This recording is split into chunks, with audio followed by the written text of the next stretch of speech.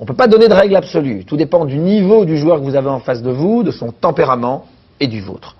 Un novice sera à interpréter au premier degré, un bon joueur au deuxième degré, un excellent joueur peut aller jusqu'au troisième, quatrième degré. C'est-à-dire qu'il va chercher à être le plus vicieux.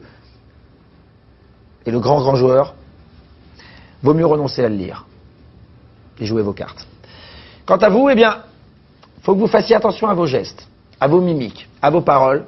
Si vous ne voulez pas que vos adversaires lisent en vous comme un livre ouvert, le mieux est de rester impassible en toutes circonstances. Si vous y arrivez, chapeau. L'image que vous vous faites d'eux est celle qu'ils se font de vous.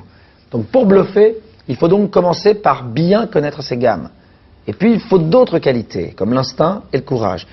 Et il faut savoir que toutes les positions, toutes les configurations techniques ne se prêtent pas au bluff. Surtout quand vous jouez contre des bons joueurs. Mon conseil est qu'à vos débuts, il vaut mieux ne bluffer que très rarement. Peut-être une fois, 2 fois maximum dans la partie. Cela ne vous empêchera pas de gagner, bien au contraire. D'ailleurs, même les champions ne bluffent pas sur chaque coup, heureusement. C'est essentiellement la pratique du poker, l'expérience, la connaissance du jeu et des joueurs qui vous apprendront quand et comment bluffer. Donc je suis désolé, mais il est impossible pour moi de vous donner une recette toute faite pour le bluff. Ce serait justement un bluff.